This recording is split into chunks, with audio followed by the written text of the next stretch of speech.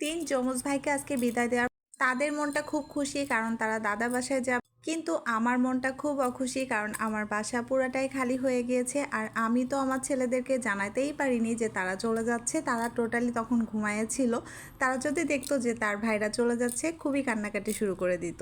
আসসালামু আলাইকুম সবাইকে, মেহমানকে বিদায় দিয়ে দিলাম। ছোট্ট একটা ভিডিও ব্লগ করেছি।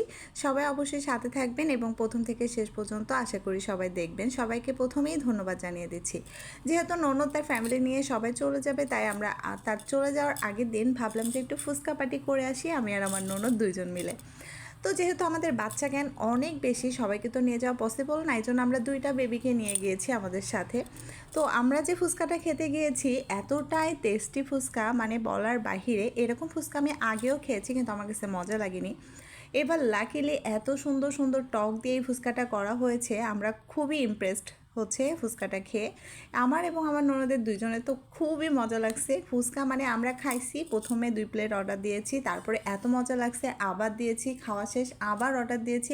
এক এক করে মনে হয় আমরা 6 থেকে 7 প্লেটের মতো ফুচকাই খেয়ে ফেলেছি। মানে আমাদের পেটে কোনো জায়গায় নেই, শুধু ফুচকা আর ফুচকা।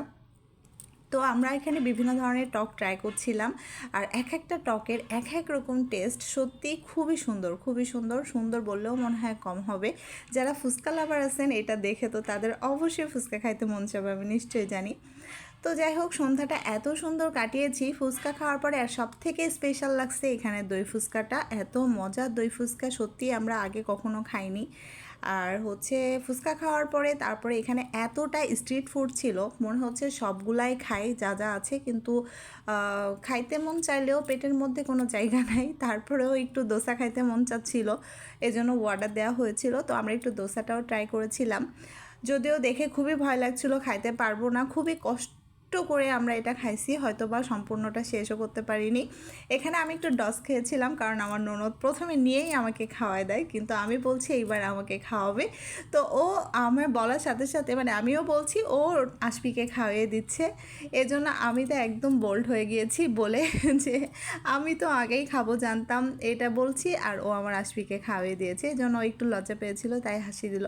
তো যাই হোক, পার্টি টাটি শেষ করে বাসায় আসছে এবং তার পরের দিন তাদের যাবার পালা। সেই ভোর ভোর উঠে গেছে বাচ্চারা উঠতে চাচ্ছিল না, এক দুবার ডাকাতেই তারা উঠে গিয়েছে। এই হচ্ছে মায়ান বেবি, ছোটো জন। সে আমাকে হাতটা দেখাচ্ছে, দেখেন কামড়ানো দাগ আছে।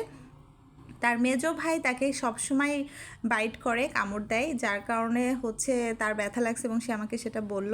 ওই যে গাড়ির সামনে দাঁড়িয়েছে মেজো ভাই, সে হচ্ছে খুবই দুষ্টু, দুই ভাইকেই সে টর্চার করে। যেহেতু তারা তিনটায় যমজ, এজন্য বড় ছোট মেজো কিছুই নাই, কিন্তু আমরা যেহেতু 1 মিনিট আগে পরে হয়েছে দেখে বড় ছোট মেজো বলি। তো এইভাবেই তাদেরকে বিদায় দিয়ে দিলাম। আজকে ব্লগটা কেমন লাগলো অবশ্যই জানাবেন। সবাই ভালো থাকবেন, আল্লাহ হাফেজ।